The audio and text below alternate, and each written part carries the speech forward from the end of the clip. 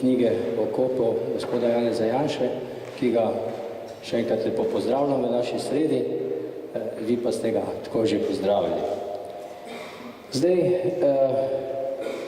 naš nocojšnji večer bo namenjen seveda predvsem knjigi, ampak knjigi, ki je na nek način že pred 20 leti zajela del življenja gospoda Janeza Janše in pa kar dobršen del takratne zgodovine novonastale države, proti koncu pa tudi že vizijo, kako se bi naj naša Slovenija razvijala naprej. Tako da bomo imeli kar širok spektar v nocojšnjem večeru. Glede na to, da ne vem, če kakšen naš dijak, ki ja, opravičujem se, ker imam slab glas, ampak se ni čudno, da sem na slabem glasu že nekaj časa, ne tako kot gospod Janša, oba dva smo na slabem glasu, ker če sem on ima bolj čistega, jaz pa bolj zhripavega, tako da drugače pa če, kakor je, a ne. Glede na to, da vseeno mislim, da so tu pa tam neke naši dijaki, ne, bi za začetek, gospod Janša, ker ste tudi sam v prvih poglavjih svoje knjige se dotaknili svoje mladosti in pa svoje družine, postavil vprašanje, ko ste bil 17-18 let star, ste bil zelo aktiven kot srednješolc, politično aktiven, najbrž ste se takrat že odločil za to, da boste obramboslovje študiral ali ste imeli kakšne druge ideje. Morda nam malo razložite tisti čas, kaj se je vas vse dogajalo, kaj vas je pravzaprav motiviralo za to, da ste se družbeno angažirali v tistem času, na vse zadnje vaši starši, vse tako se da tudi med vrsticami razumeti, ko ste vstopili v Zvezo komunistov, je doma nastal en vihar in najbrž starši ravno niso bili za to, da vas potiskajo v tej smeri. Še najmanj po mojem oče, ali se motim? Ja, najprej lep dober večer vsem. Hvala za udeležbo na tej predstavitvi knjige, ki je sicer išla v prvi izdaji že pred 20 leti, vendar je zdaj doživela pomembno dopolnitev, ker so vmes prišla na dan nova dejstva, oziroma bolje rečeno, dokumenti, ki izpričujejo ta dejstva in je danes lahko, oziroma je danes možno o stvareh, o katerih sem pred 20 leti pisal kot o mojem mnenju, govoriti kot o dejstvih, ker so pač dokazana. Zdaj glede tega vprašanja, pa ne vem, boste mogoče razočaran, ker v začetku mojega nekega interesa za neko politično ali pa družbeno udejstvovanje ni kakšnih velikih motivov. Bil sem bolj, ali pa vsaj ne neposrednih velikih motivov, čeprav to mogoče danes, ko nazaj gledamo, marsikdo to misli. Šlo je bolj za nek slučaj, bilo je daljnega leta, mislim, da 1975, ko je bil en močan potres v Sloveniji, ki je prizadel predvsem Kozjansko. In takrat so lokalni aktivisti Rdečega križa zbirali prostovoljce za pomoč na Kozjanskem. Jaz sem se takrat javil. Ustanovljena je bila neka mladinska delovna brigada Rdečega križa, ki je pomagala takrat neposredno po hišah. Mi so bili tudi študente medicine, pa medicinske sestre in tako naprej. Skratka, takoj po tistem potresu. In to ni bilo ravno redko, da bi se nekdo kar sam javil takrat. In v šoli, jaz nekrat hodil v gimnazijo Stična, je to vrglo nek reflektor name in ravnatelj me je potem kar določil, da bom predsednik šolske skupnosti, nekaj tazga. Ena mojih največjih travm v življenju je bila, ko sem moral voditi potem zbor dijakov nekaj 100 dijakov je sedelo tam pred mano, ravnatelj je rekel, no zdaj boš pa ti predsednik. Pa jim nekaj povej. Zdaj ne spomnim se točno, kaj sem izjecljal tam, ampak to je bil moj začetek tega družbenega angažmaja. Kot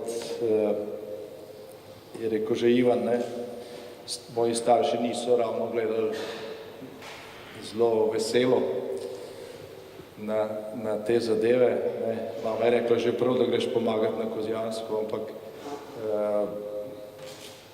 te brigade pol komunisti izkoristijo za propagando. Ne. Kar se je dejansko dogajalo, ampak tam pri 16-17 letih, v bistvu sem takrat star 16 let, za kakšna predavanja ni bilo ravno interesa, ne zanimalo so nas bolj druge stvari. Seveda moji starši so imeli, zdaj v knjigi opisujem tudi to zgodbo svojega očeta, delno tudi mame, traumatične izkušnje iz svoje mladosti, o katerih pa niso veliko govorili, oziroma so govorili bolj v tem smislu, ne, boljš, da nič ne veste o tem, ne, ker vam bo to samo škodilo. Jaz danes mislim, da je bila to napaka, ne, ker mlad človek, ko gre v srednjo šolo, že začne razmišljati in takrat potrebuje resnico, ne pa skrivanje. Ne. Po drugi strani starše tudi razumem, ker ne, to so bili še vedno časi, ko je 70. leta sploh v Sloveniji, so bila tista leta, ko se je ta totalitarni sistem v bistvu ponovno vračal v neka svoje izhodišča, tako ideološko kot smislu represije. Če vzamemo tista leta, takoj po drugi svetovni vojni in revoluciji, je bilo največ ljudi zaradi političnih deliktov obsojenih ravno v 70. letih, potem po padcu Kavčičeve vlade. No in seveda starši so se enostavno bali za svoje otroke. Se pravi, bož, da nič ne vejo in bo kje ušla kakšna beseda in bodo imeli težave. Ne. In seveda v tem smislu so imeli prav. Ne. En vic o Titu, recimo, te je stal 3 leta. Ko sem imel leta 89 zaporu na Dobu, sem tam srečal nekega Mariborčana, ne, žal sem pozabil njegovo ime, ki je bil še leta 89 zaprt zato, ker je povedal en vic o bivšem jugoslovanskemu maršalu oziroma diktatorju Titu. Mi ga je sicer povedal, ne spomnim se tudi tega zelo natančno, ni bil ravno lep vic, no. Ampak za 3 leta zapora, ne, leta 89, ko se je že praktično podiral berlinski zid in so se stvari v Evropi meščale, je pa to bilo, ne, vseeno nekoliko preveč. Torej, razumem tudi to bojazen staršev, ne, tam v 70 letih, kljub temu pa mislim, da je pač napaka, ne, če starši zamučijo takšne stvari otrokom, ker v bistvu je pač resnico treba poznati. Pa tudi takrat, ko ste vedno bolj šel v smeri političnega angažiranja in pa tudi, ko ste se odločili za obramboslovje, še vedno oče ni čutil potrebe, da sina pokliče k sebi pa mu pove, poglej, jaz sem bil 4-krat v situaciji, da me spravijo na oni svet, ne hecaj se. Ne, pravzaprav sem jaz več o tem, kaj je doživel oče, izvedel od mame, ne, kot pa od njega. On je bil zelo molčeč, no, glede svojih izkušenj, svojih begov pred smrtjo. Njegova mlada leta so bila naravnost filmska, no, če se izrazim malo v hollywoodskem žargonu. In on se mi je odprl šele takrat, ko sem prišel iz vojaškega pripora. Šele takrat mi je on sam osebno povedal celo svojo zgodbo. Obiskala so kasneje tudi Kočevski rok, kjer so ga streljali. Hrib nad hišo, kjer je bil rojen, kjer so ga Italijani hoteli ustreliti že leta 1942. Ljubljanski grad, ker je bil zaprt in je pobegnil po strelovodu iz stolpa. Prej pa sem drobce te njegove zgodbe izvedel od matere. Matere je prej, pravzaprav ravno takrat, ko so se odločil glede študija in tako naprej, povedala par teh podrobnosti. Je pa izpustila nekaj najbolj traumatičnih delov. Glede na to, da je v knjigi objavljen dejansko celotni zapis očetove usode, morda samo še dodatno, zato da boste si tudi zadevo prebrali. V bistvu gre za to, da je oče pravzaprav bil obsojen na smrt strani Italijanov, da so ga zaprli domobranci, da je bil poslan v Dachau, oziroma na podružnico, da se je vrnil in je bil tako rekoč ustreljen, padel v brezno in preživel. A je vaš oče od preživetih iz Roga edini, ki je živel v Sloveniji? Ker ti ostali, koliko vem, so vsi šli ven? Ne, ni bil edini. Ni bil edini? Ne, ni bil edini. Ni bil edini, sta vsaj še dva, mogoče tudi več, vendar pa so ti ljudje umrli prej, pred je prišlo, so živeli v Sloveniji, niso imeli stika z zunanjim svetom. Vsaj eden od teh, njegova usoda je bila objavljena v Dolenjskem listu, mislim, da spomladi leta 1990, če vedno hranim ta članek, je umrl misleč, da je edini preživeli. Ker se niso med sabo poznali. Seveda, ni vedel, kaj recimo Milan Zajc napisal v svoji knjigi v Kanadi, ker te knjige v Sloveniji ni bilo. In tako naprej. Zdaj, jaz mislim, da jih je bilo več, v vasi, kjer sem jaz rojen, nekaj kilometrov stran, se je v času, ko sem hodil že v srednjo šolo, so našli človeka, ki se je skrival doma od leta 1945 naprej, to je bil Janez Rus. In v bistvu bi je pri partizanih potem dezertiral, bil nekaj časa pri domobrancih, ob koncu vojne ni odšel na Koroško, verjetno zato tudi ostal živ, ampak se je doma skrival v hiši, v gozdu in to vse tja nekje do konca 70-ih let, dokler mama ni umrla, mama je pa skrbela za to, da je pač imel hrano in tako naprej. Potem mu ni preostalo drugega, kot da se pokaže. Takrat, mogoče se do spomni, je bila velika senzacija, celo evropski časopisi so pisali o tem. Človek je v bistvu 25 let v samoizolaciji in potem, ko je prišel sam ven, ni vedel nič, kaj se je zgodilo, pravzaprav v tem času zelo tako. Je tudi že umrl pred 10-12 leti, razen parih zapisov v časopisih ni pustil za seboj spominov. Veliko spominov, veliko zanimivega se ti tudi ne zgodi, če se 25 let skrivaš v kleti in v sediku. Takih usod je bilo še več.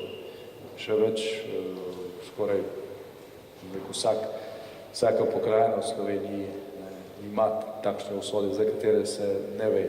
Kakšen lokalni časopis mogoče napiše, kakšen sorodnik potem objavi spomin. Eden, ki vas je opazil tudi v mladosti, je avtor te knjige, Zdenko Rotar. In kasneje obžaluje vaš razvoj.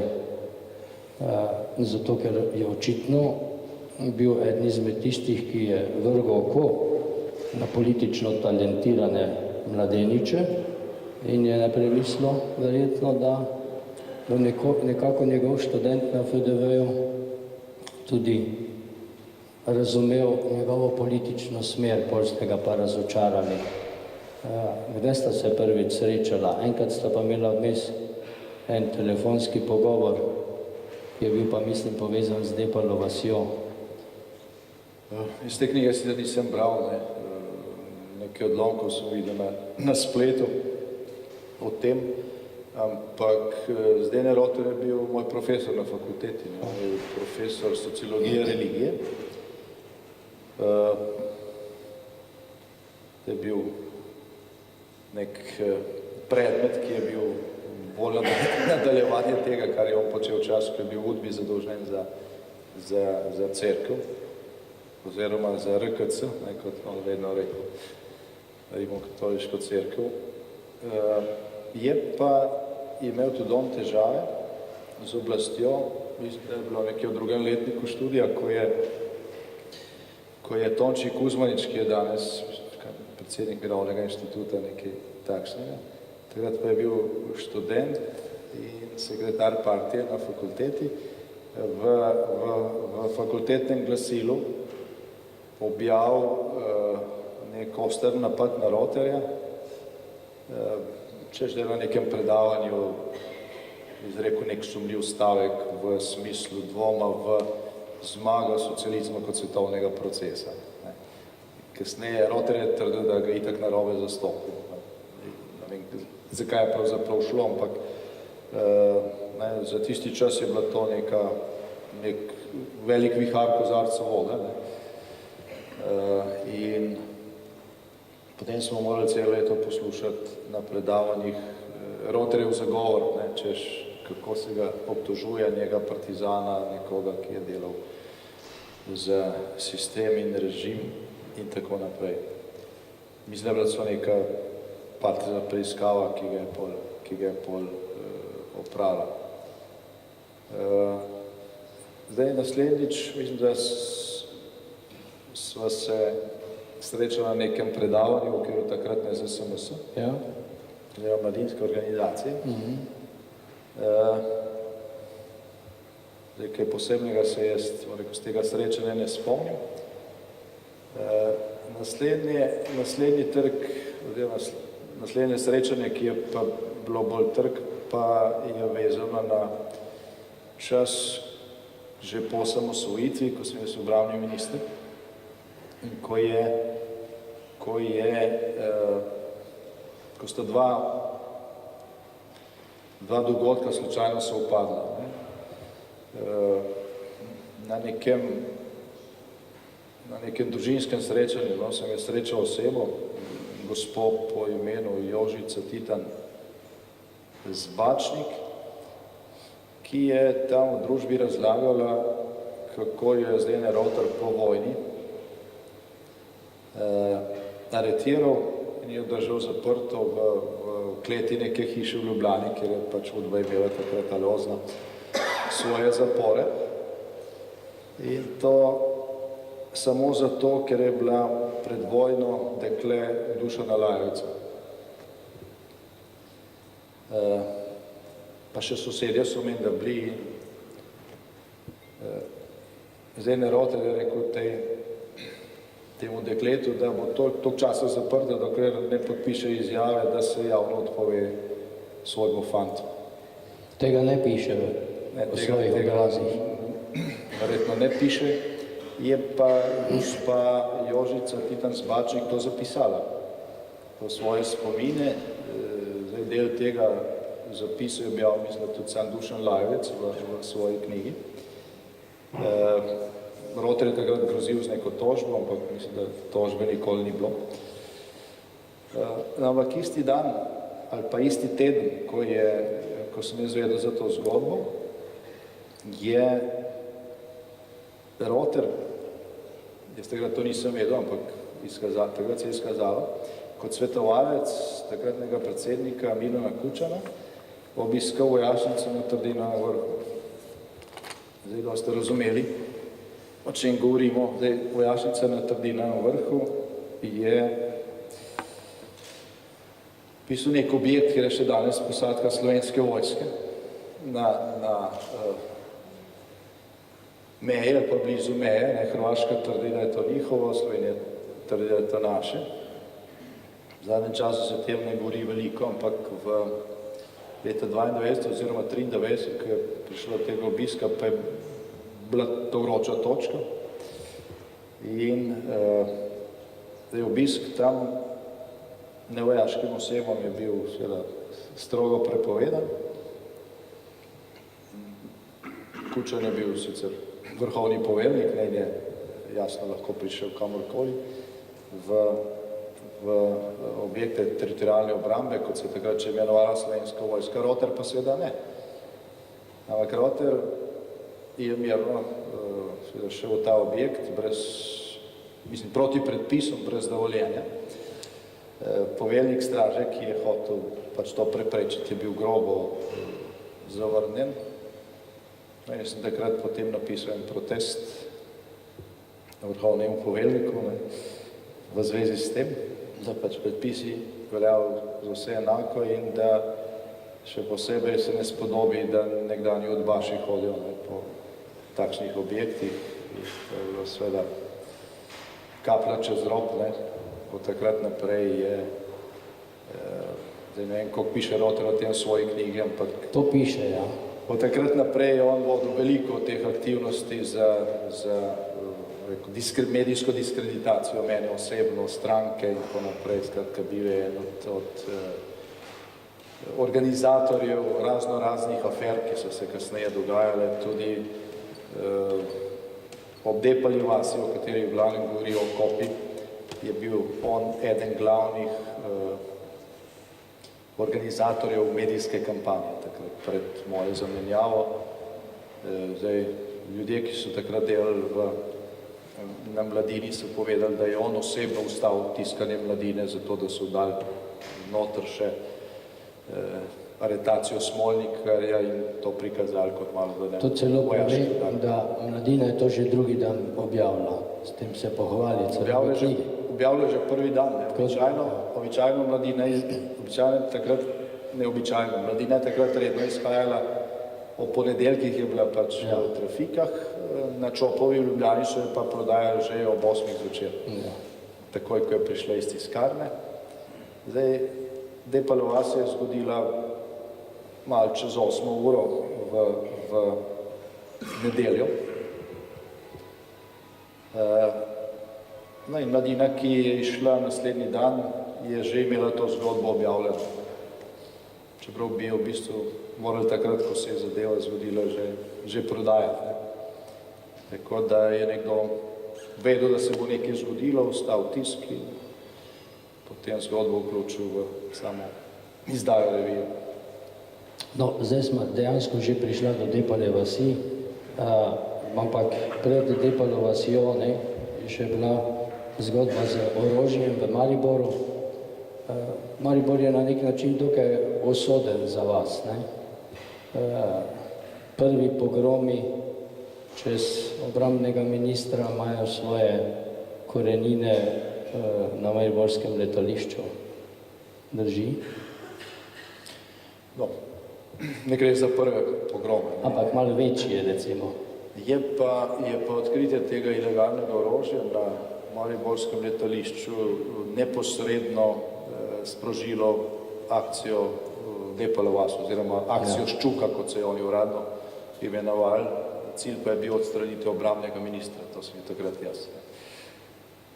Na mariborskem letališču je služba državne varnosti oziroma bolje rečeno krog okrog nekdanje službe državne varnosti, se pravi ljudje, ki so tudi po osamosvojitvi ostali zaposleni v takratni tajni službi oziroma varnostni informativni službi, gre predvsem za krog, ki je bil prej neposredno podrejen Milanu Kučanu.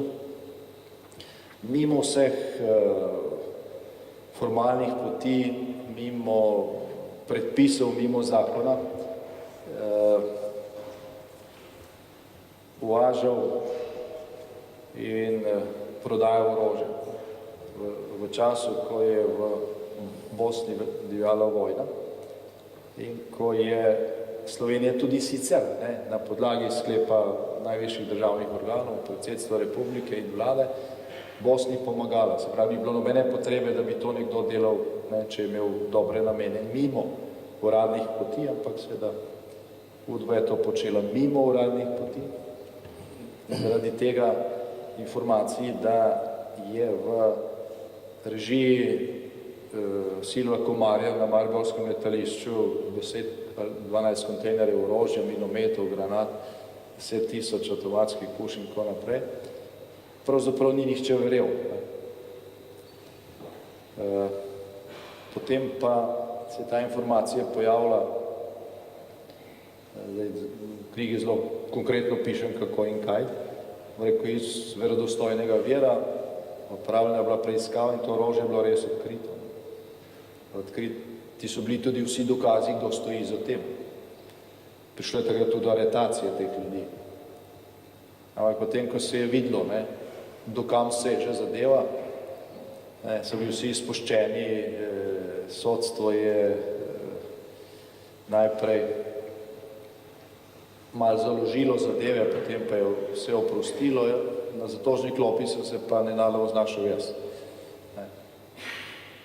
In mislim, da sem takrat kar nekajkrat potoval na sodišče v Maribor.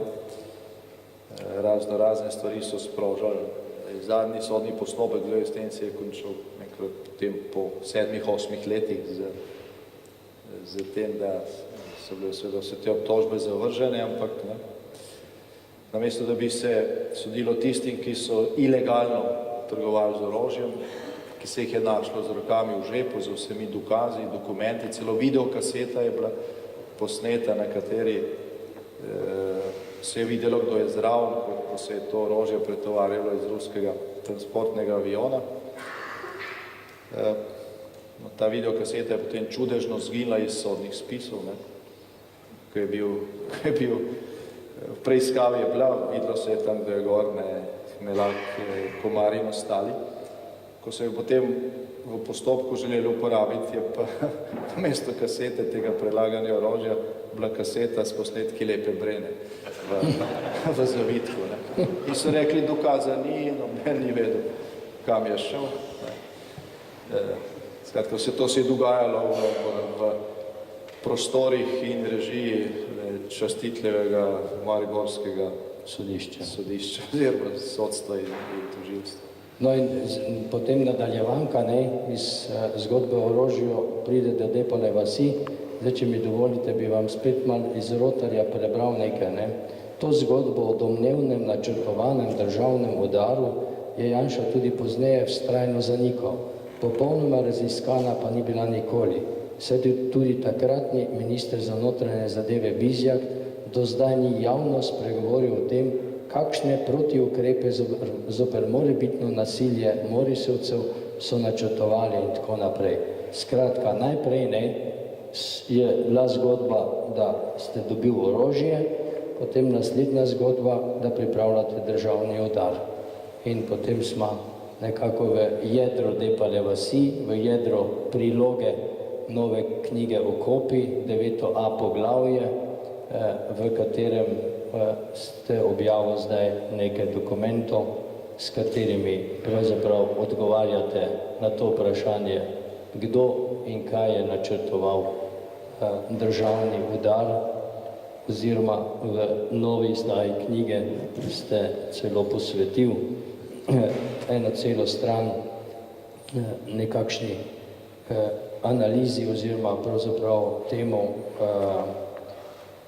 kaj vse se je zgodilo nezakonito. Slovenija na robu državnega udara, pa tudi čez. Pa prosim, zdaj greva v jedro te zgodbe, ki je tudi na vse zadnje razlog za novo izdajo knjige.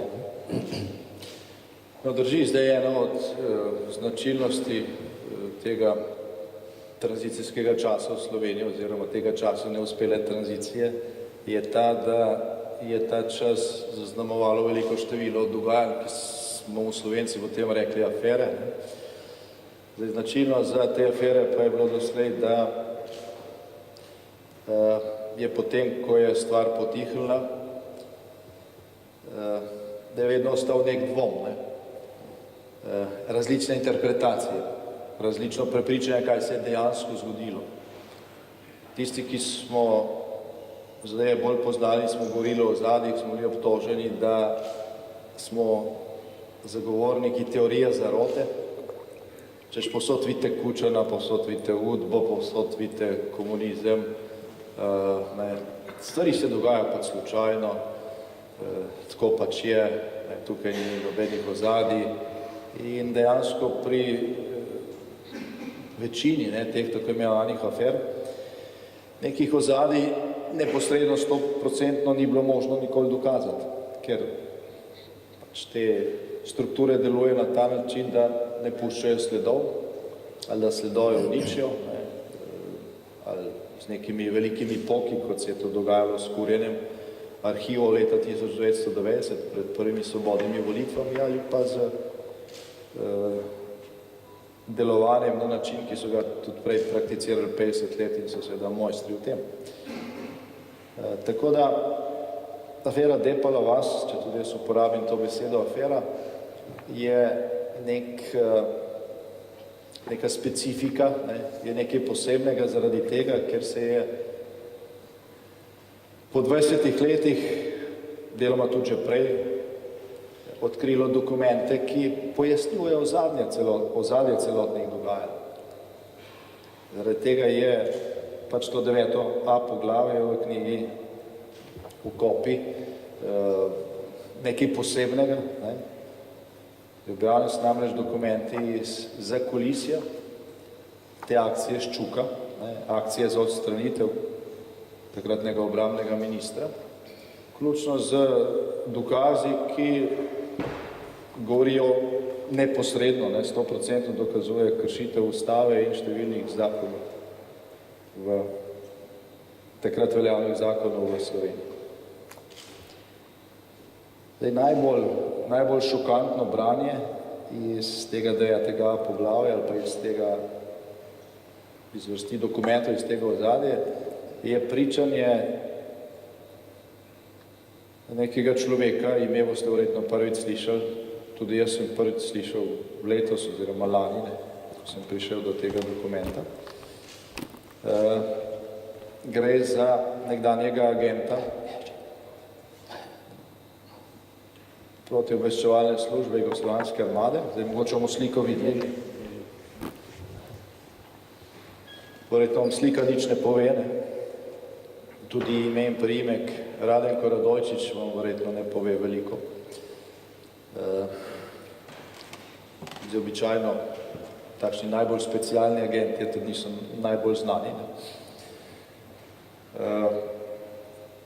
Zdaj, da skrajšam, če boste hoteli prebrati to zanimivo štorijo v celoti, boste pač morali prebrati to 9.a poglavje. Radenko Radojčič je bil agent protiobveščevalne službe Jugoslovanske armade. Pred vojno oziroma pred razpadanjem Jugoslavije je bil zaposlen na Hrvaškem v arhivu Centralnega komiteja Komunistične partije Hrvaške. Že takrat je bil sodelavec Jugoslovanske varnostne službe. Potem pa, ko je začelo prihajati do razpadanja Jugoslavije, so ga angažirali profesionalno, neposredno, ker je bil strokovnjak za tako imenovano psihološko propagandno vojno, so ga vključili posebno skupino, ki je takrat generalštab Jugoslovanske armade oblikoval za psihološko vojno proti svojim nasprotnikom oziroma sovražnikom po posamičnih jugoslovanskih republikah. Ta skupina se je imenovala Opera, bila je locirana izven institucij, nekje v poveljstvu vojaškega letalstva. In ta skupina je imela za nalogo, da pripravlja načrte rušenja demokratično izvoljenih oblasti v Sloveniji in na Hrvaškem.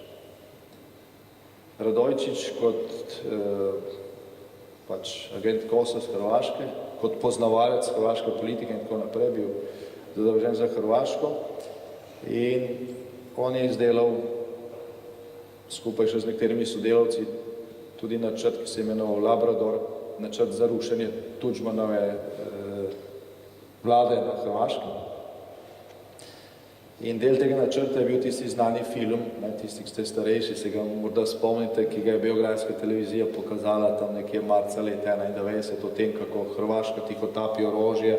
Posneti so bili pogovori hrvaškega obrambnega ministra z Špegla, z raznimi sogovorniki, kjer so načrtovali akcije proti jugoslovanski armadi in tako naprej. Ta film je bil napovedovan cel teden, vem, da smo vsi gledali, kaj bo. Govorilo se je tudi, da bo takoj po filmu jugoslovanska armada izvedla vojaški udar, najmanj na Hrvaškem. Poskušali so, ampak predsedstvo takrat SFRJ ni sprejelo teh sklepov, je pa to precej zamajalo hrvaško oblast in nekaj ključnih mesecev je bila pravzaprav paralizirana. No, kakorkoli, da zdaj preskočimo na Slovenijo, po letu 1992, ko je bila ta avantura jugoslovanske armade najprej v Sloveniji, potem deloma tudi na Hrvaškem, ker so prišle mirovne sile, zaključena, je prišlo tudi do razpadanja do takrat homogenega vrha jugoslovanske armade, te različne frakcije so razpadle in tudi ta skupina za specialno vojno KOS-a, se pravi protiobveščevalne službe ILA, je začela razpadati, takrat se je začela oblikovati srbska armada iz jugoslovanske in začelo so se medsebojno obtoževanja. Radojčič je naenkrat ostal brez delodajalca oziroma brez službe, glede na to, da so jih nekaj dolžili, da so neke mikrofilme ukradli, kar je bilo, kar se je kasneje izkazalo, da je res. Je bil v nekem postopku, pobegnil v Makedonijo. V Makedoniji je spoznal, oziroma v Makedoniji je postavil stik z Slovencem, ki je bil takrat že strani Demosove vlade poslan za vojaškega predstavnika. Je pa prej bil oficir jugoslovanske armade, prestopnik. No in on ga je potem povezal z šefom protiobveščevalnega oddelka na Ministrstvu za obrambo, tam, ker sem jaz minister, Tonetom Pajnkircherjem. Je tudi njegova slika. Bo verjetno na voljo tudi to ime vam veliko najbrž ne pomeni, čeprav se je večkrat pojavljalo v slovenski javnosti.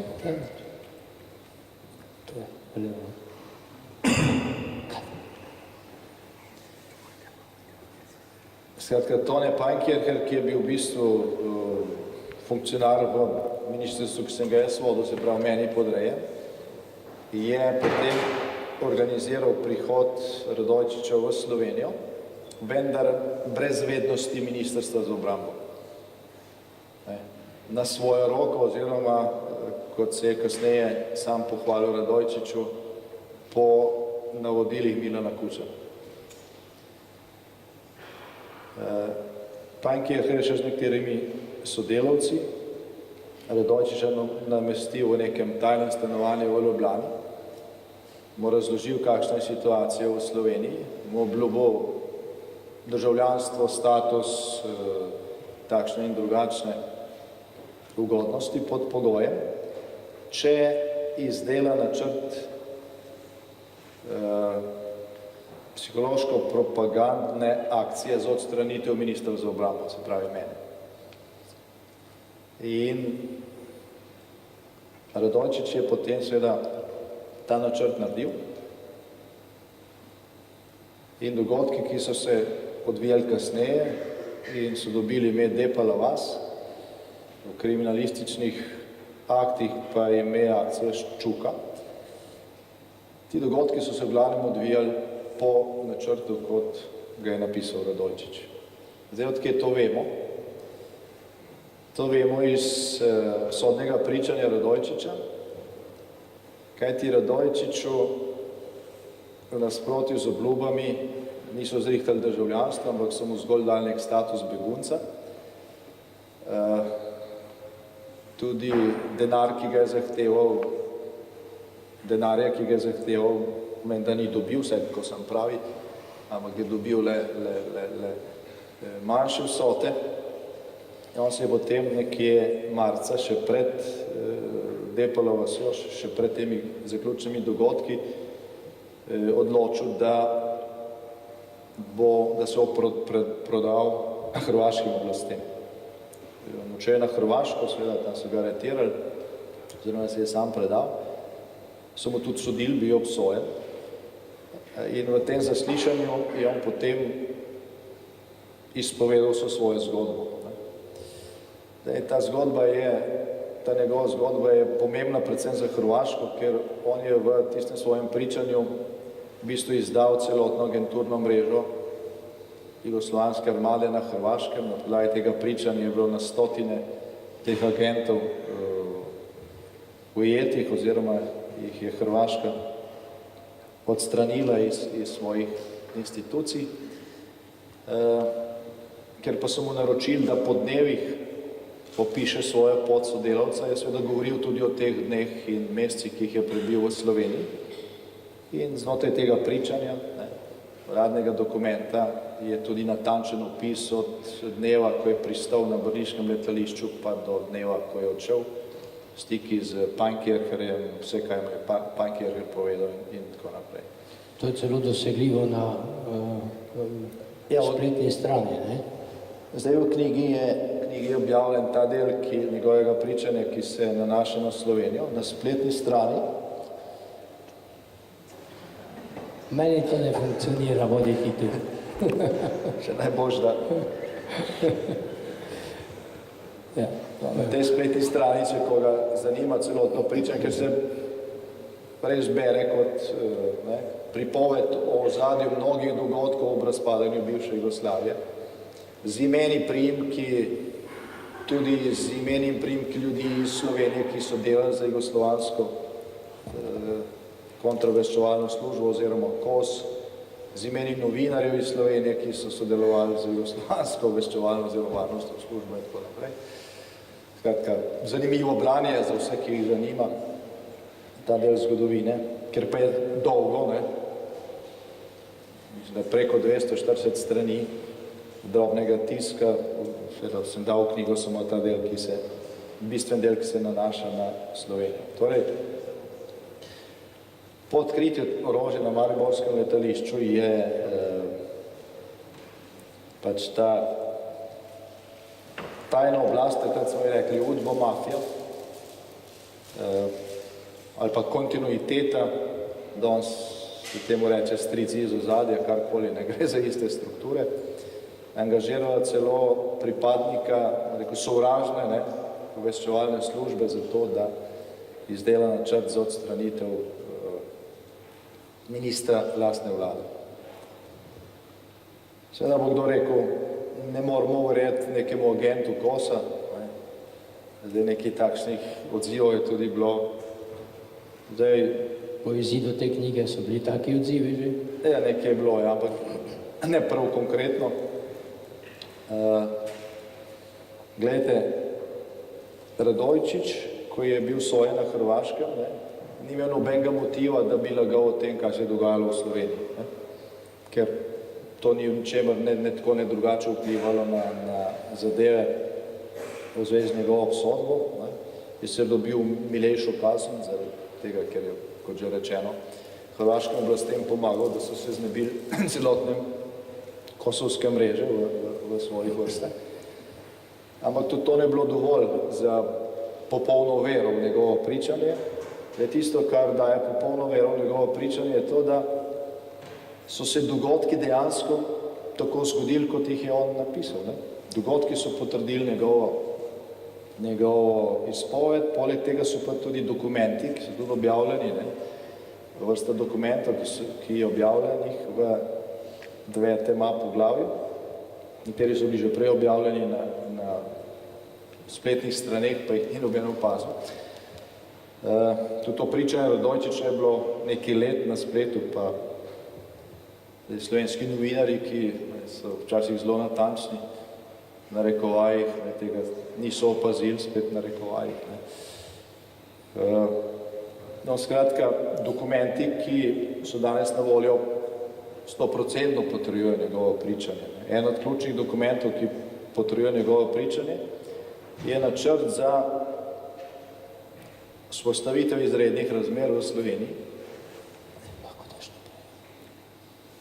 Avtor tega načrta je Mitja Klavora, takrat je bil šef kriminalistične službe Ministrstva za notranje zadeve, danes je generalni sekretar Zveze združenj borcev. Pri 40 je bil upokojen, ne? Pri 38 Pri 38 je polno bil penzijo.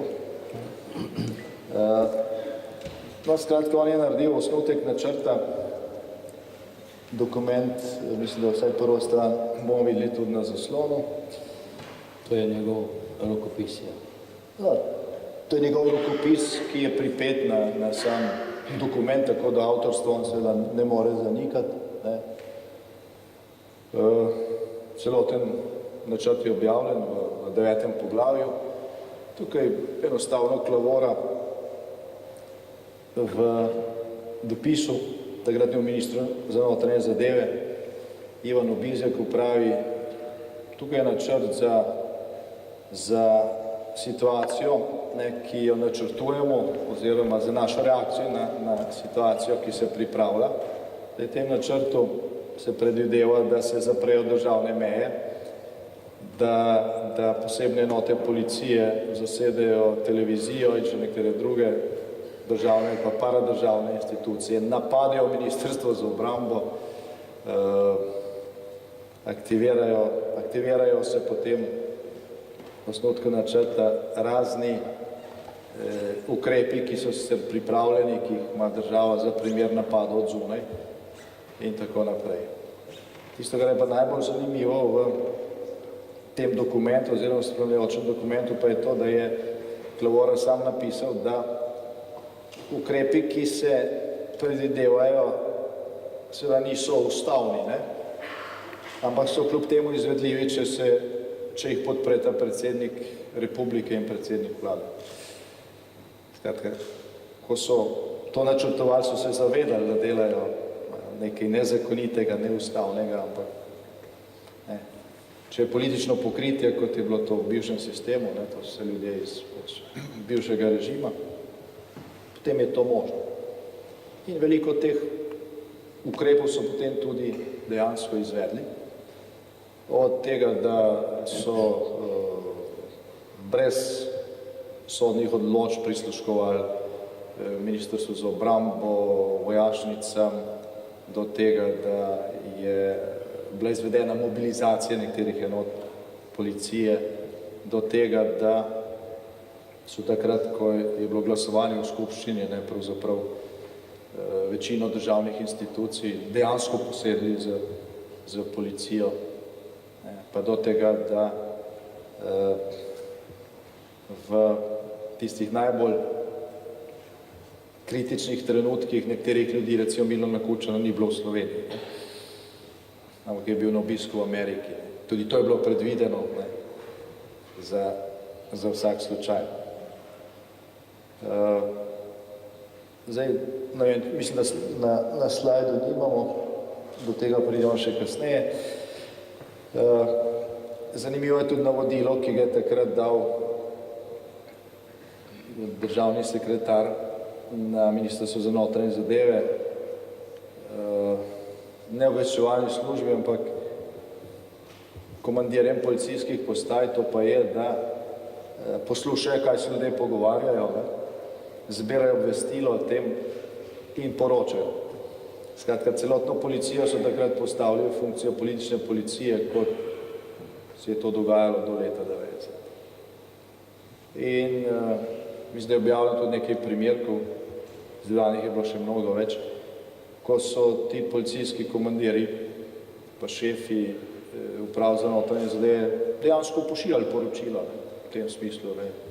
Včeraj sem srečal tega in tega, rekel mi je to in to, ne, politično situacijo komentirajo na ta način. In to se je dogajalo, ne, leta 1974, to se je dogajalo leta 1994. Pred 20 leti, 3 leta po osamosvojitvi, 4 leta po prvih večstrankarskih volitvah. Na koncu vašega govora, ko so vas odstavili, ste zapisal, in če sebe iz tega konteksta izvzamem in izrazim kot politični analitik en sam stavek, je možno jasno reči, da bo po današnjem dnevu minimalno ravnotežje v naši družbi, ki je v tranziciji porušeno, in da bo seveda vse, o čemer se je govorilo kot o mehkem prehodu, dolgoročnih reformah in podobno, odpadlo kot zelo prozorna krinka. Torej, ta vaš zaključek v tako rekoč odstopnem govoru pravzaprav napove tisto obdobje, ki ga zdaj na nek način doživljamo že po Depali vasi, da je tega ravnotežja zmeraj bilo manj. Morda bi še v zvezi z tako orožarsko afero, kakor pa z Depalo vasjo, osvetlili malo vlogo Kučana in vlogo Drnovška. Zanimivo se mi zdi, da tudi Rotar ves čas izraža v svoji knjigi nezadovoljstvo nad Drnovškom, zato ker Drnovšek ne sledi v vsem temu, kar bi moral slediti. Zdaj, ta dokumentacija, ki ste jo zdaj predstavil, v bistvu ovrže tezo, da ni teorij zarot. Teorija zarota je dejstvo. Rotar je teorija in tudi praksa. In tudi praksa, ja. Rotar za svojo knjigo dokazuje, da strici iz ozadja neprestano delujejo. Eden izmed njih je on. Potem recimo, ko opisuje, kako se je zgodil Pucko, zelo jasno pove, da je to zgodbo zrežiral Gregor Golovič. Torej, ljudje, ki nikoli niso bili ne politično izvoljeni, ne imeli kakršnihkoli uradnih političnih funkcij, ampak so bili samo ljudje ozadja v enem ali drugem kabinetu, so praktično odigrali ključno vlogo pri marsikateri zgodbi, posebej kar zadeva recimo vaš položaj. Tako da se mi zdi, da je morda dobro tudi se pokaže pri Depali vasi, en akter, ki je ključen, je v ozadju, drugi mora potegniti poteze, to je Drnovšek, ki ima nekaj težav pri tem, tretji akter, ki bi bilo pa tudi prav, da še kaj o njem poveste, pa je takratni notranji minister Ivo Bizjak, ki je odigral tudi zanimivo vlogo. Jaz lahko rečem, da sem bil navzoč na sestanku, ki so ga krščanski demokrati takrat sklicali v širšem kontekstu, na katerem je Ivo Bizjak skušal nam dopovedati, da ste kot obrambni minister kršil zakon. Mislim, da od tistih, ki smo tam bili v dvorani, on niti eden ni verjel. Ja, če je bil kakšen takrat, ki mu je verjel, naj vzame zdaj v roke te dokumente, ki so na voljo in mu bo jasna vloga Iva Bizjaka. Ampak mogoče prej o tej razliki med Kučanom in Drnovškom pri tej aferi. Zdaj, Kučan je bil tukaj motor celotne afere, ti dokumenti to neposredno potrjujejo, dočim je pa Drnovšek vlekel tiste poteze, v katere so ga prisilili. In to je tudi odkrito priznal. Zdaj, nekaj ur pred glasovanjem o moji razrešitvi, zunaj je bilo takrat nekaj 10.000 ljudi in je bila situacija precej napeta, je on že malo zgubljal živce in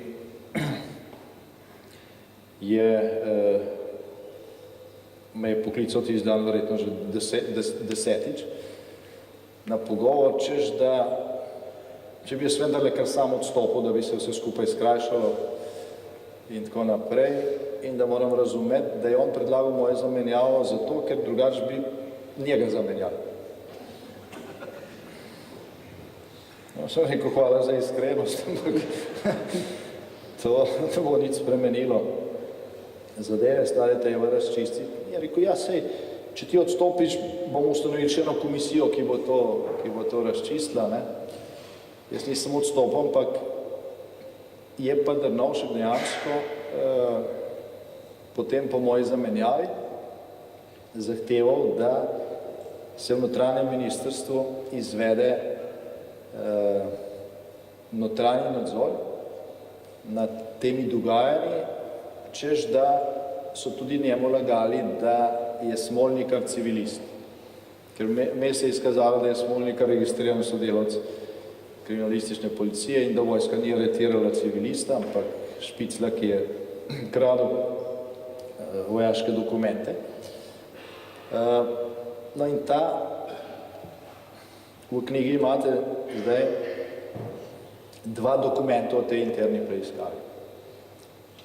Zdaj, ker je predsednik vlade to naročil, je minister potem odredil neko skupino. Skupino je vodil inšpektor Bešker, da pregleda dokumentacijo v zvezi z dogajanji v Depali vasi in oceni, če je prišlo do kakšnih nepravilnosti. In ta skupina je pregledala dokumentacijo in ugotovila vrsto nepravilnosti in nezakonitosti. Poleg tega pa je Bešker vod napisal, da bi bilo poročilo lahko bolj natančno, kolikor bi jim Klavora hotel izročiti osnutek tega načrta za primer izrednih razmer, vendar tega niso mogli dobiti, zato je poročilo pomanjkljivo. Vendar pa tega poročila Drnovšek nikoli ni dobil, kajti to poročilo je šlo ministru Bizjaku in on je potem iz tega poročila lastnoročno izčrtal in tudi ta dokument je skupaj s Klavorom in tudi ta dokument je pač zdaj na voljo in objavljen. Vse tiste odstavke, v katerih je notranja kontrola ugotovila nezakonitosti v delovanju ministrstva. In Drnovšek je romalo sfabricirano, frizirano poročilo, ki je zelo malo povedalo. To je bila že prva anonimizacija takrat. To je bila že prva anonimizacija, ja. To je zelo močna. Zelo močna.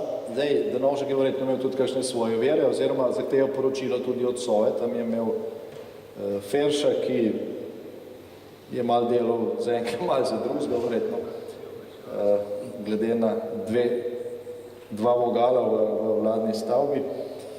In v tistem poročilu Sove, mislim, da je tudi objavljeno v tej knjigi, je kar nekaj krepkih na račun kršitve zakonov Ministrstva za notranje zadeve. Skratka, Drnovšek s tem poročilom ni bil zadovoljen, ampak je zahteval dodatna pojasnila, tudi ta njegov dopis je objavljen, zelo natančno, ampak nekih dokončnih odgovorov ni dobil. Razen enega, ki pa je zelo pomemben, to pa je, da so vsi tisti dokumenti o tem, kako Ministrstvo za obrambo pripravlja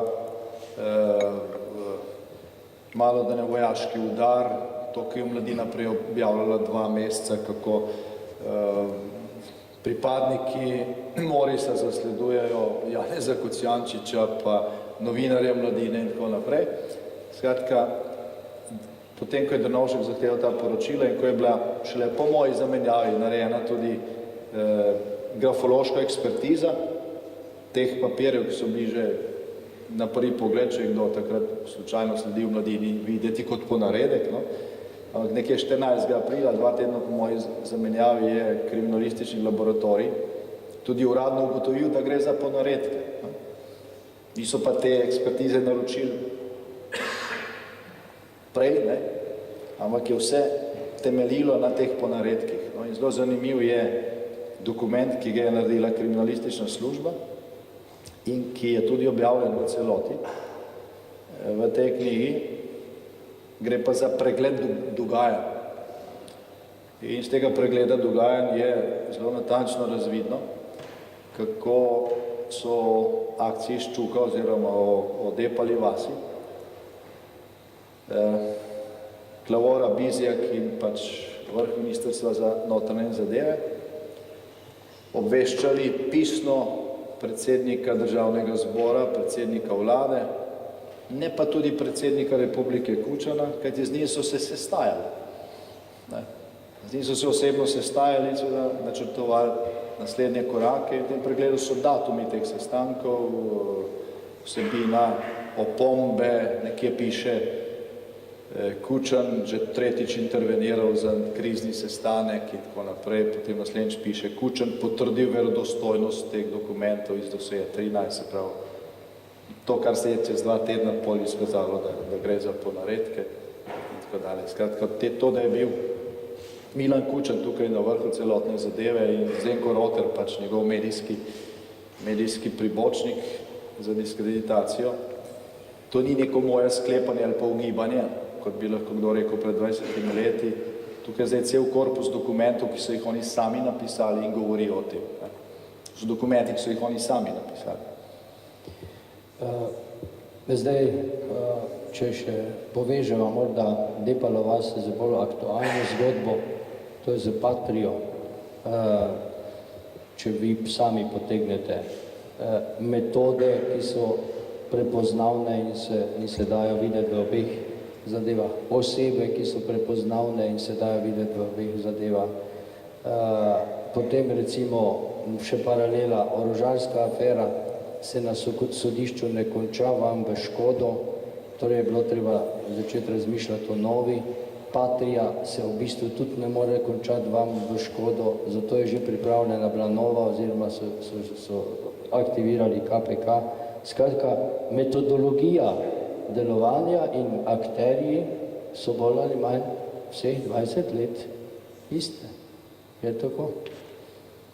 Ja, to osebe so seveda iste in to ne samo glavnega strica na vrhu, ne, tudi operativci so več ali manj isti. Zdaj, ko se je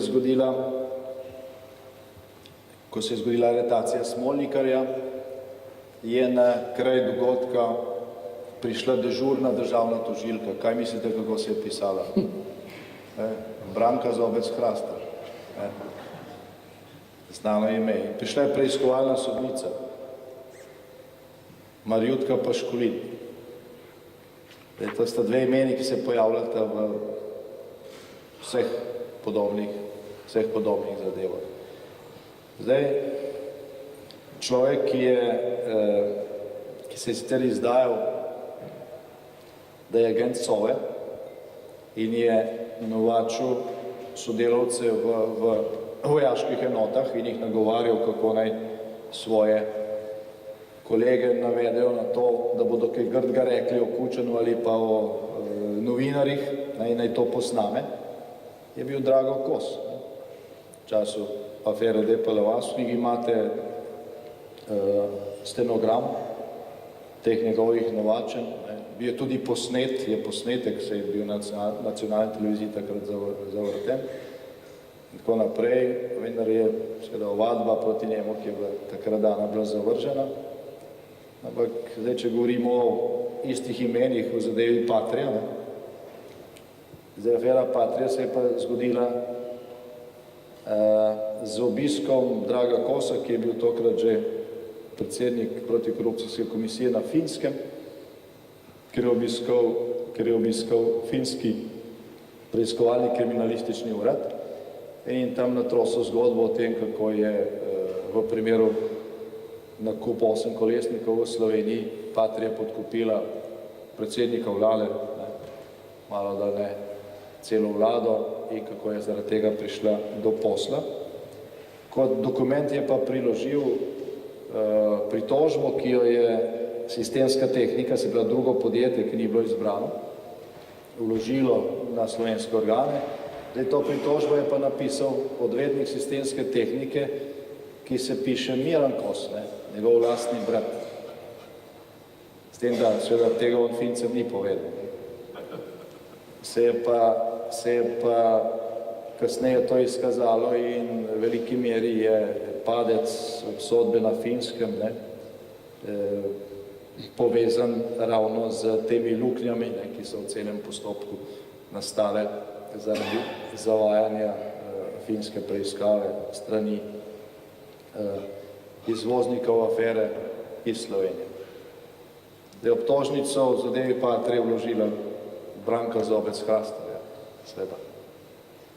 Njen mož me je osebno aretiral leta 1988, mislim, da je aretiral tudi Davida Tasića. Gre za isti krok, še vrsto drugih ljudi se pojavlja v vseh teh zgodbah.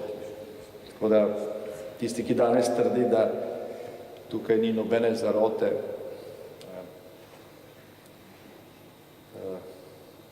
ne zna brati.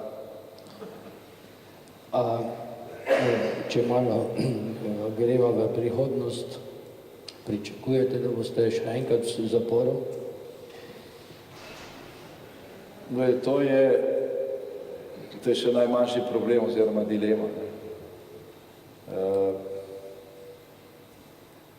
To se lahko zgodi, ampak končne posledice bodo za slovensko sodstvo enake, kot je bila tista sodba na vojaškem sodišču za vojaško sodstvo.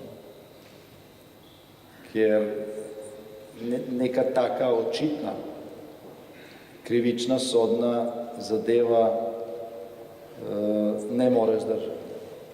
Ni zdržala niti v času, ko smo mi še v Jugoslaviji in se je stvar začela podirati, še prej se je podrla bivša država, da bi zdržala, zdaj, ko je Slovenija v Evropski zvezi, v NATO, v 21. stoletju, to, jaz ne verjamem, niti 0,5%. Ta sodba bo padla in tukaj treba pritrditi ameriškemu ambasadorju, ki je rekel, ne, višja bo instanca, na kateri ta sodba pade, večje bodo posledice za slovensko sodstvo. In to je eno od ključnih problemov te države. Zdaj, mi imamo rekordno število sodnikov na število prebivalcev, mislim, da 4-krat več kot v Nemčiji, zaostanki so pa tudi 4-krat večji, da ne govorimo o tem, kako je, kakšne sodbe dobivamo in tudi, da ne govorimo o tem, kakšna je moralna struktura te institucije. Zdaj, ko je leta 1988 vojaško sodišče izreklo sodbo, no še to, leta 1988 smo bili obsojeni na prvi stopnji v Ljubljani, potem je višje sodišče v Beogradu potrdilo to sodbo, pritožili smo se tudi na zvezno sodišče SFRJ, ki pa je to sodbo tudi potrdilo, že nekje spomladi leta 1989, ampak zanimivo je, da je bil v senatu tega zveznega sodišča tudi svak Milana Kučana, sodnik Horvat. Do vrha je bila stvar pokrita z svojimi ljudmi. No, tisto, kar so hotel povedati z sodstvom, je to, da leta 1988, ko je padla ta sodba na vojaškem sodišču, so v demonstracije na Roški in kasneje tudi na sedanjem Trgu Republike, takrat še Trgu Revolucije. In je bilo splošno mnenje, da je sodba škandalozna. Med takratnimi slovenskimi sodniki ni bilo več kot 5 ljudi, ki bi se temu zoperstavili. Celotna ostala struktura je molčala in čakala, da so se roki iztekli in so nam poslali vabilo za zapor. Za nekaj podobnega se dogaja tudi zdaj. Je tukaj neka sodba, ki, dobro, dokler je postopek tekel, vedno obstaja nek dvom. Ko pa je nekaj črno na belem in ko gre za pomembno zadevo, zelo odmevno v javnosti, tudi širše od Slovenije, je stvar črno na belem in tam nek sodnik ali pa neka sodnica zapiše neznanega dne na neznan način, na neznanem kraju, prejel obljubo neznane nagrade. Zdaj sem stalno sprašal tožilca, kaj so mi obljubili, povej mi to v evrih ali pa v nekem predmetu, kako ti lahko podkupiš nekoga, ne da mu poveš, kaj mu boš dal. Nobenega odgovora. Zdaj je to sodba, ki je napisana črno na belem. In vsi sodniki v Sloveniji imajo možnost, da jo preberejo, mnogi so najbrž prebrali in so tiho. Nekaj ljudi se je oglasilo. Nekaj mesecev nazaj je bila narejena in pred kratkim objavljena raziskava Eurobarometra o zaupanju javnosti ljudi v sodstvo po državah članicah Evropske unije. Največ ljudi zaupa sodstvu na Finskem in na Danskem, sicer 85%. Najmanj pa v Sloveniji, sicer 24%. In ni čudno in seveda to, kar se dogaja tudi v zadevi Patria, ni nek eksces, ne, kot marsikdo misli, ni nekaj, kar je neka izjema, drugače pa stvar v redu. Ne. To je simptom sistema, ki ni doživel nobene reforme, ni bilo nobene ilustracije, ker imate na vrhu človeka, ki je izrekel zadnjo smrtno obsodbo v bivši Jugoslaviji, verificiral uboje na meji, danes je predsednik Vrhovnega sodišča, in imate na čelu tožilstva človeka, ki je vlagal obtožne predloge in obtožnice v bivšem sistemu za politične delikte, šlo zato, ker so proti dvema duhovnikoma, ker sta opravila mašo za pobite. Vrhovni generalni državni tožilec, gospod Fišer, je v času, ko je bil občinski tožilec v Novi Gorici, vložil obtožni predlog proti dvema duhovnikoma in gospodinji, ki je naročila izdelavo križa za pobite domačine iz Cerknega, ki so jih pobili tam leta 1943 na Lajšah na Cerknem. Če se spomnite, je nekaj tednov nazaj celo bivši predsednik Zveze borcev Stanovnik na njihov grob odnesel 3 vrtnice in dejal, da so oni že naslednji mesec, ne, po tem poboju, Kočevju, spoznali, da je bila to krivična likvidacija. Da so že leta 1943, da je partija ugotovila, da so domačine pobili po nedolžnem, kar je jasno bilo takrat in jasno zdaj, in so zgodovinarji in vsi to že tisočkrat dokazali. No, Stanovnik je to povedal šele pred 3 tedni. Tožilec Fišer pa je gospodinjo, ki je naročila križ za obeležitev tega mesta zločina, in 2 duhovnika, ki so tam imela mašo, obtožen sta bila oba obsojena, gospodinjo so pa oprostili z sramotno ugotovitvijo, češ, da je njena zavest tako zožena, da ni razumela, kaj sploh počne. In to se je zgodilo 40 let po tistem, ko naj bi partija sama spoznala, da je bila ta likvidacija krivična. 40 let po tistem. Zdaj, Stanovnik laže ali ne laže, vseeno dejstvo je, da je prvi človek slovenskega tožilstva nekdo, ki je drastično kršil človekove pravice, in je prvi človek slovenskega tožilstva ravno zato. Ravno zaradi tega je na tem mestu. Da se ne preganja teh dejanskih zločinov, ampak da se te institucije uporabljajo za to, da se na naslov piše, se uničuje notranjega sovražnika. Ne, glejte, ko zadeve dobijo takšno dimenzijo, kot se odražajo v procesu Patria ali kot teh zahteva za kazenski pregon, tudi zoper vas, zaradi tega, ker se kritizira državno institucijo, kar je temeljna pravica po ustavi in po Lizbonski pogodbi, če hočete, ker smo v Evropski uniji, potem je to začetek konca nekega režima.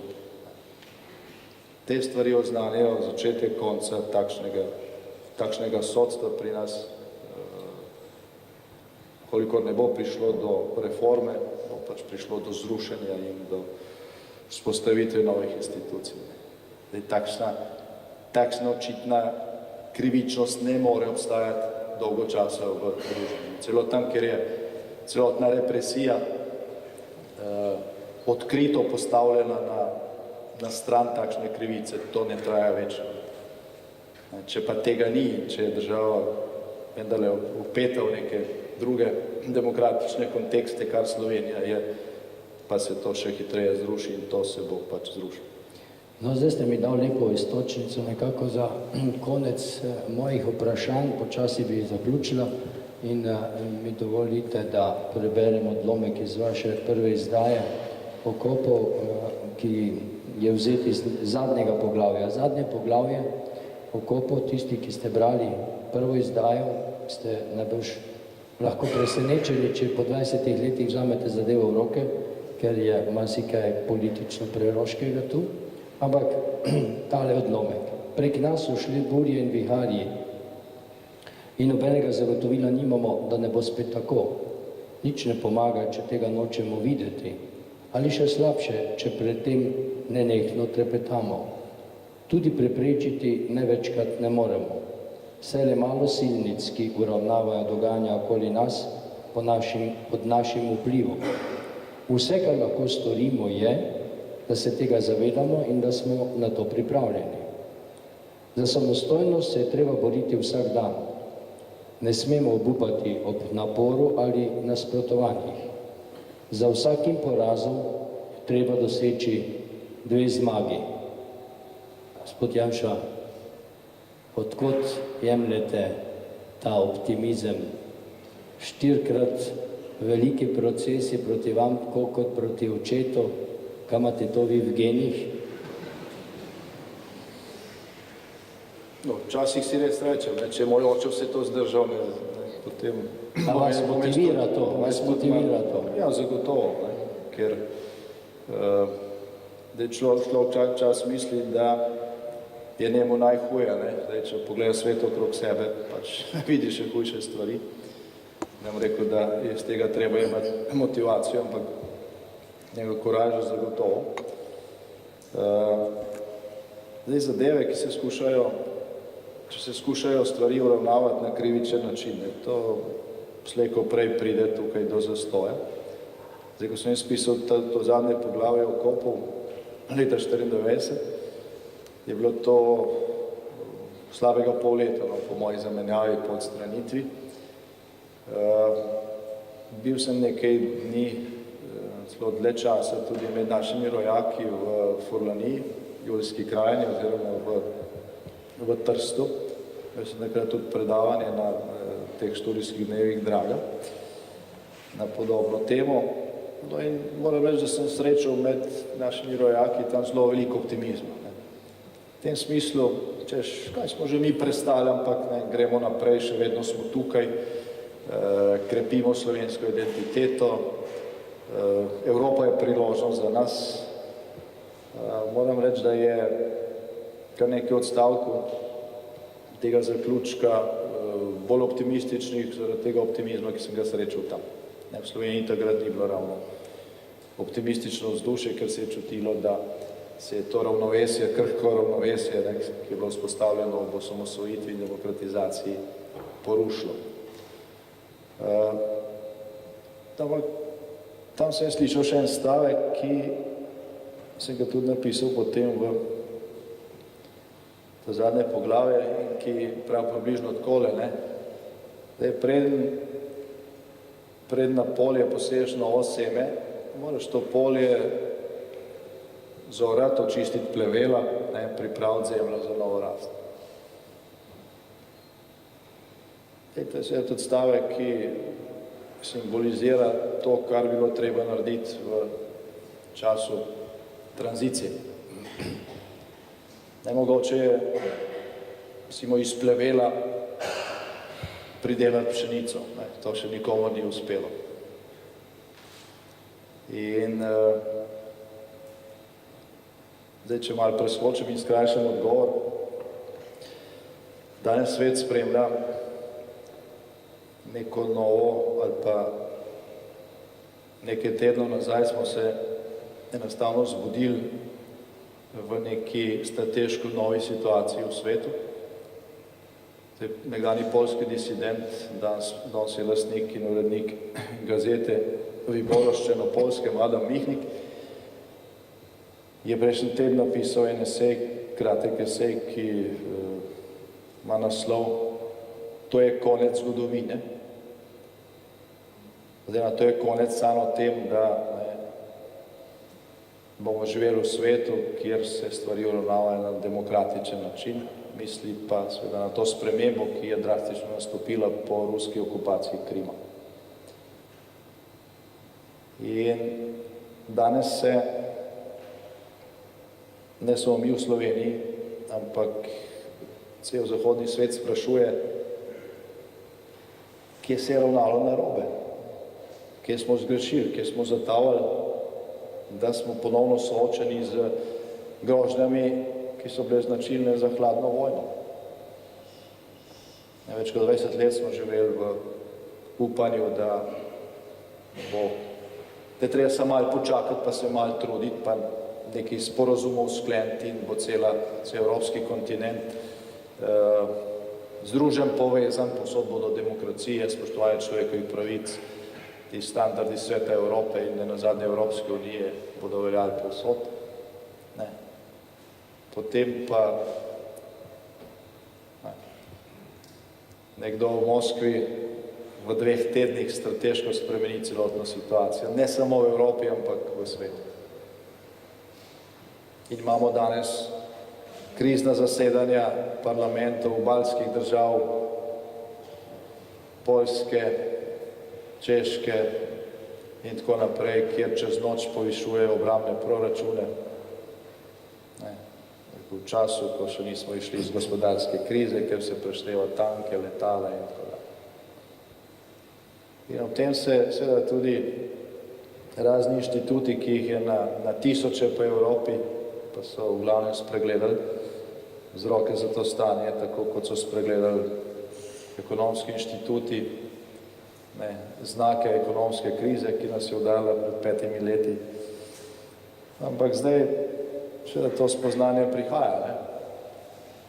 Ve se zelo jasno, kje je Zahod zgrešil in zakaj se soočamo s to situacijo.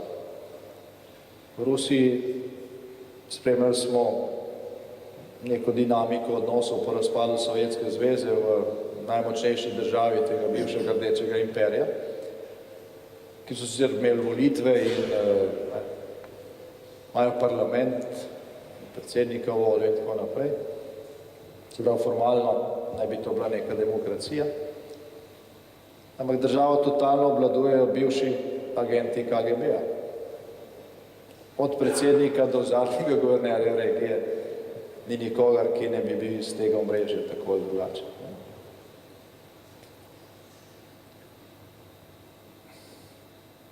Predstavljate si, da recimo po drugi svetovni vojni v Nemčiji ne bi izvedli denacifikacije in da bi Nemčija počasi ponovno prevzela omrežje Gestapa in bi bil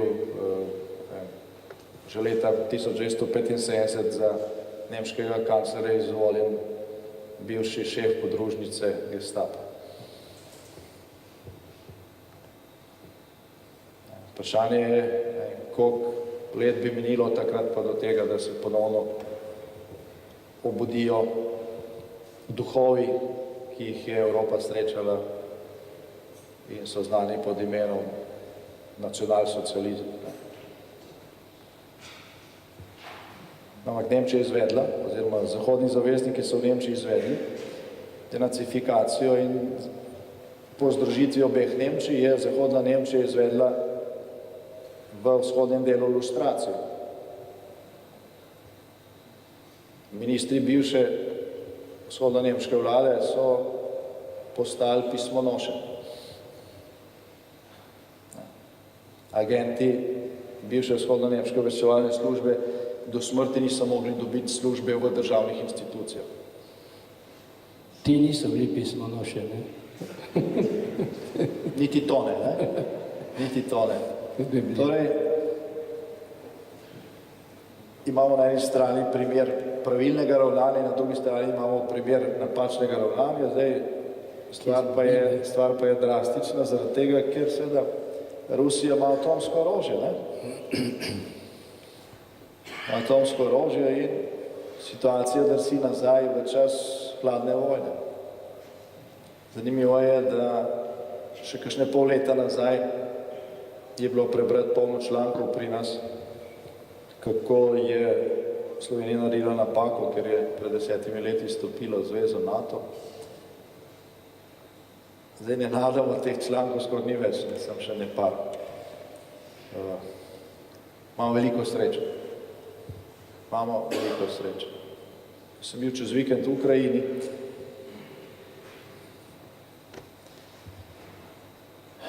tam je vzdušje, kot je bilo pri nas junija 91. Predsedniški kandidati tekmujejo v tem, kdo bo obljubil večjo okrepitev obrambne moči, hkrati pa vsi vedo, da pač oni ne morejo vzpostaviti ravnovesje, da bi se obranili, pa da bi preprečili morebitno rusko invazijo. Ampak istočasno, to je najbolj tragično, sta se v Parizu sestala ameriški in ruski znani minister in se pogovarjali o Ukrajini brez Ukrajine. 40 milijonov Ukrajincev je pougibalo, kaj se pogovarjajo o njih. Tako da Zahod je naredil strateško napako, ker pač ni vztrajal na dosledni dekomunizaciji Rusije in vseh bivših komunističnih držav.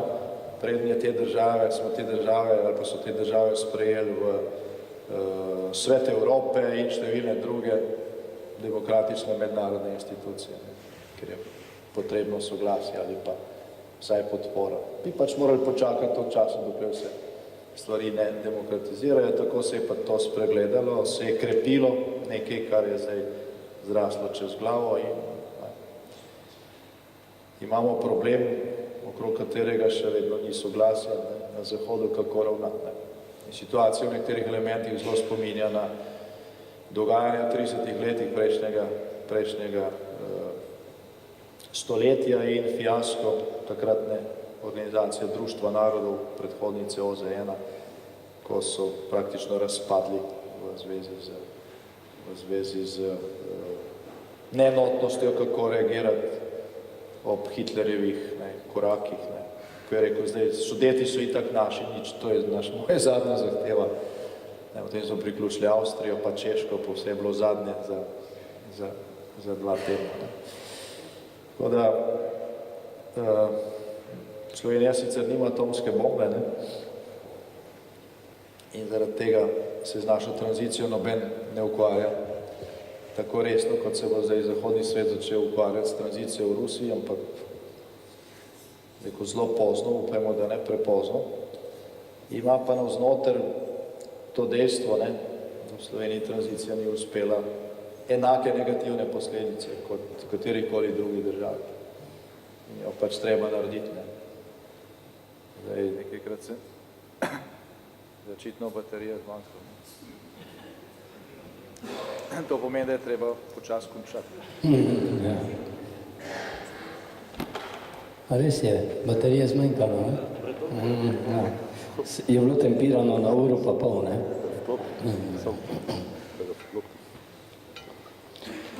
Ja, dobro, sej sem še en stav. No, če zaključite misel, Torej, na srečanjih, podobnih današnjemu, se velikokrat, če se je potem razvila debata, postavilo vprašanje, kje pa smo, kako pa zdaj naprej. Zdaj, zelo en tak kratek odgovor na to vprašanje je, da pač treba opraviti delo, ki doslej ni bilo opravljeno. Noben druga ne bo namesto nas, lahko nam malo pomaga in znanje okolje temu dokončanju tranzicije v Sloveniji objektivno, relativno naklonjeno, vendar pa moramo stvar opraviti sami. Leta 1991 smo se osamosvojili, zdaj se moramo pa še osvoboditi. Dobro.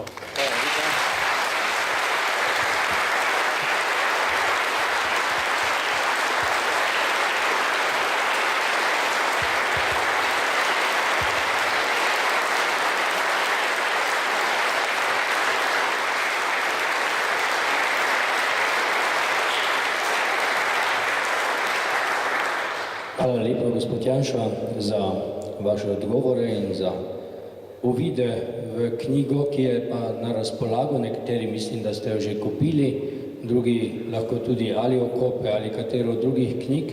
Gospod Janša je v času, ko je v opoziciji in ko ni v parlamentu, zelo produktiven.